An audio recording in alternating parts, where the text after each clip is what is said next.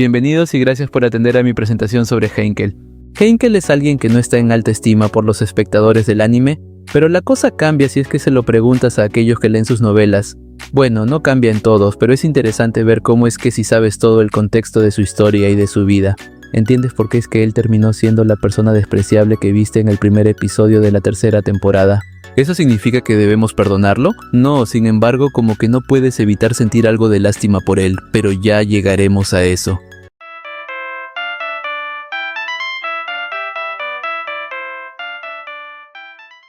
Heinkel nació producto de la unión de la anterior santa de la espada, Teresia Van Astrea, y el demonio de la espada, Wilhelm Trias. Aunque se supone que los santos de la espada son los espadachines más fuertes de la nación, aún así su padre Wilhelm se las arregló para derrotar a Teresia y desposarla. La gente tenía muchas expectativas del hijo de este matrimonio. Algunos hasta tenían miedo de que naciera alguien tan poderoso que el reino ni siquiera sea capaz de controlarlo. Pero nació Heinkel, y si bien es fuerte, es apenas fuerte en estándares humanos. Pero ese estándar en un mundo rodeado de monstruos, brujos y arzobispos es casi nada. Es costumbre que los varones de la familia Astrea dediquen su vida a la esgrima porque desean ser el siguiente sucesor de la protección divina del santo de la espada, y Heinkel no fue la excepción a eso. Siempre tuvo la misma pasión y esperanza de poder seguir el legado que sus padres en su momento llevaron y superaron, por lo que no es de extrañar que cuando fue su hijo el que recibió la bendición del santo de la espada y no él, como que podemos comprender que tuvo sentimientos encontrados. Vale recordar que su hijo consiguió este poder a sus 5 años y él ni siquiera en sus casi 25 años de vida había conseguido esto. No se sabe mucho de la infancia de Heinkel después de su dedicación a la espada. Solo se sabe que en algún momento se hizo amigo de Marcus, quien es el capitán de la Guardia Real del Reino. Y es probable que también haya terminado siendo amigo de Ricker Hoffman porque este era buen amigo de Marcus. Pero en algún momento de su tardía adolescencia terminaría conociendo a Luana, una hermosa mujer que se convertiría en su esposa.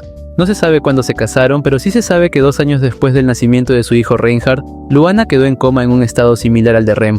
Pero lo interesante es que ella no fue atacada por ningún arzobispo de la gula. Simplemente es una enfermedad que provoca los mismos efectos que la autoridad del arzobispo, aunque sin el extra de que todos la olviden. Y así como Subaru terminaría enterándose que la sangre del dragón podría despertar a Rem, Heinkel también terminó escuchando lo mismo, por lo que juró conseguir la sangre real para despertar a su amada. Pasaron otros 2 años. En este tiempo se tiene constancia de que si bien Heinkel se había desmoronado un poco, aún se preocupaba y velaba genuinamente por su hijo Reinhard, aunque eso no quitaba de que ya tenía indicios de alcoholismo. Un día visita a su antiguo amigo Marcus a fin de convencerlo de que vuelva a la Guardia Real, pero no consigue esto. También conocería brevemente a un joven Roswald de 14 años y a un joven Russell. De camino a casa, Reinhard le pregunta si es que le haría feliz que su amigo Marcus vuelva a enlistarse al ejército real. Heinkel afirma que sí. Entonces Reinhard obtiene la protección divina del control de mente y obliga a Marcus a cambiar de decisión. Heinkel no se enteró de esto, pero algún mago habilidoso del reino sí, probablemente Roswald. De esta forma terminaron acusando a Heinkel de traición por haber usado una protección divina que estaba prohibida, la protección divina del control mental. Eventualmente descubrieron que Reinhard fue el causante y cuando hombres desconocidos rodearon la casa, listos para aparentemente llevarse a Reinhard. Heinkel rogó que por favor no lo hiciesen, a la par que entre llantos le pedía a Reinhard que por favor no volviese a usar nunca más aquel poder. Se dice que en ese momento Reinhard eliminó la protección divina del control mental y se juró nunca más volver a hacer uso de esto. Afortunadamente los visitantes, quienes parece ser que eran los miembros de las 6 lenguas, decidieron dejarlo en paz, aunque sin que Heinkel se diese cuenta, amenazaron a Reinhard diciéndole que debía servir al reino, o su familia pagaría las consecuencias. Lamentablemente las desgracias no vienen solas. Poco tiempo después, cuando Reinhard cumplió 5 años, se emitió una noticia. En esa noticia designaron a Heinkel como el líder del batallón que subyugaría a la ballena blanca. Pero Heinkel no estaba feliz con este rol. Él sentía miedo de no regresar y poder encargarse de su esposa e hijo. Así que su madre, percibiendo la inquietud de su sangre, decide ser ella quien vaya a liderar la expedición de batalla. Se dice que cuando su padre se enteró de esto, sintió tanta furia que por un momento desenvainó su espada como si fuera a cortar a su hijo, pero fue detenido por Teresia. Eventualmente su madre moriría en este incidente, mientras que al mismo tiempo se enteraría de que su hijo Reinhard recibió la protección divina del Santo de la Espada, protección que él toda su vida pensó que iba a recibir. Encima la gente del reino sintió mucha tristeza por la muerte de Teresia, porque ella era muy querida, y no sería raro pensar que todos de cierta forma pensaron que ella murió por su culpa. Sea como sea, es innegable que Heinkel se siente culpable por la muerte de su madre. Es por eso que cuando él visita su tumba, no lo hace el mismo día del aniversario de su muerte. sino que lo hace un día después porque según él no se siente digno de visitarla el día central. No se sabe cuándo fue que se desentendió totalmente de Reinhardt, pero lo más seguro es que haya sido después de este suceso. Se sabe poco sobre qué es lo que hizo después de estos días. Soy consciente de que hubo una breve reunión entre él y su padre, y esto pasó en Once Upon a Time in Lugunica 2, pero esa novela aún no es traducida, así que no tengo el contexto de qué fue lo que pasó en esa parte. Tiempo después pasaría otro suceso que le haría sentir más culpable. Verán, si bien su esposa no despertaba, el maestro de Felix, Garrich, siempre estuvo yendo constantemente a hacerle chequeos médicos, pero Heinkel solo se la pasaba insultándolo y diciéndole que era un médico inútil. Eventualmente Garrich sería víctima de homicidio, y Heinkel se sintió genuinamente mal por haber pasado estos últimos años dirigiendo su negatividad hacia el doctor. De esta forma se hundió incluso más en el alcohol. Pero todavía cuando se sumergió en el alcoholismo, aún así nunca dejó de entrenar como espadachín. Su nivel con la espada ha mejorado bastante, que incluso Aldebaran y Priscilla admiten que es hermoso ver el nivel de su esgrima. No sabríamos nada de él hasta que pocos días después del episodio 1 del anime, se nos revelaría que conoció a Feld y se burló de ella, así que Feld ya tenía la fortuna o mala fortuna de conocerlo previo a los sucesos de la tercera temporada. También se dice que conoció y empezó a apoyar a Priscilla un tiempo después de los sucesos de la segunda temporada. En una noche después de embriagarse conoce a Priscilla y aunque se llevasen mal, él ofreció apoyarla e incluso dijo que tenía una forma de deshacerse y parar a Reinhardt cuando le toque a Prisca enfrentarlo en la selección real. Fue así como Heinkel se unió a la facción de la Princesa del Sol. Y esa sería toda la recapitulación del personaje hasta su aparición en el anime. Les hago recordar que les he resumido muchas novelas, así que puede que no haya hecho una descripción exacta de los sucesos. Por favor, consideren esto al comentar. Pero vayamos ahora con el punto sobre su fuerza.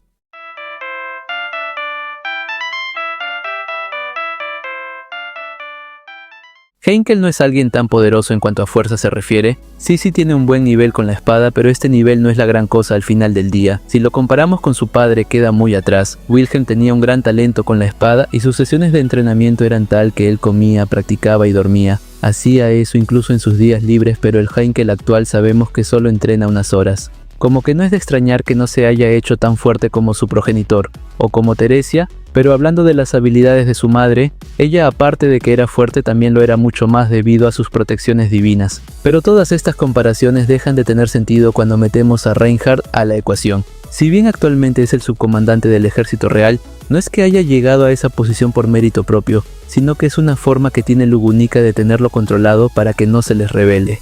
Hay un detalle más que quiero comentar sobre su fuerza, pero es algo de spoiler, así que esperaré al final de este video para decirlo.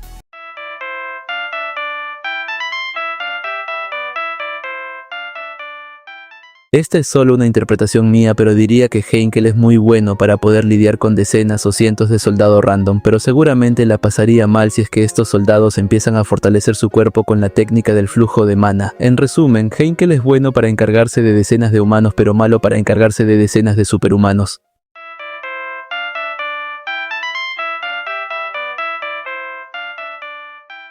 Tirarse a Luana.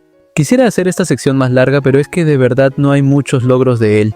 Creo que en la historia de Once Upon a Time in Lugunica 2 se menciona que consiguió salvar a alguien, pero como no ha sido traducida no sé los detalles. No me sorprende que no tenga logros si después de todo es un fracasado como Subaru.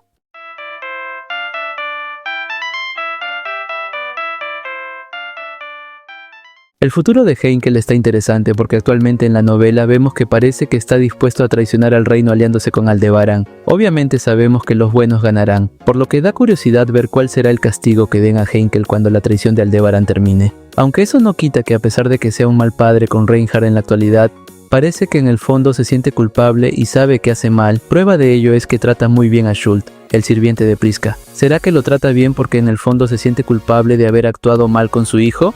Podría ser. Incluso en los últimos capítulos del arco 9, vimos cómo cuando él se enteró de que su hijo estaba peleando contra la bruja, pidió que paren ese enfrentamiento. Y como dije en el video de Reinhardt, me llama mucho la atención el futuro que vio Emilia donde pasa este diálogo. Mi padre es asombroso, mi padre es espléndido, mi padre es el hombre que mi madre amó. Es inevitable pensar que se acerca el momento donde el padre e hijo harán las paces. Otra cosa que da misterio es una singularidad que tiene Henkel. Verán, por alguna razón parece que Henkel siempre logra esquivar la muerte. Se nos dice cómo es que su vida estuvo en riesgo al nacer pero sobrevivió. Luego, en algún punto en el pasado, Marcus le salvó la vida al ser atacado por una bestia. Después, a lo largo de la obra, siempre es golpeado de forma seria por rivales que están al mismo nivel de Emilia o Roswaal, es decir, personajes que no son poca cosa. Pero aun cuando recibe un golpe serio de estos, él no muere, sino que se levanta y sigue peleando. Incluso recibió ataques del dragón Volcánica y Mesoira, pero a pesar de eso siguió con vida, lo cual lleva a pensar, ¿qué tiene el cuerpo de Henkel que es tan resistente? Esto fue llevado al extremo cuando hace poco se nos reveló que el dragón Aldebarán dijo haber comprendido por qué es que ocurre esto, pero al instante parece que ocultó esta información de su contraparte humana, es decir, del Aldebarán que conocemos. ¿Qué sabe el dragón Alcanica que nosotros no? Espero pronto lo sepamos. Pero eso ha sido todo por hoy, te agradezco por ver este video y también agradezco a los miembros de mi canal y subs de Twitch. Estaré subiendo más contenido de este tipo, así que te agradecería si estás pendiente de mi canal. Pero dime, ¿qué piensas tú de la vida de Henkel?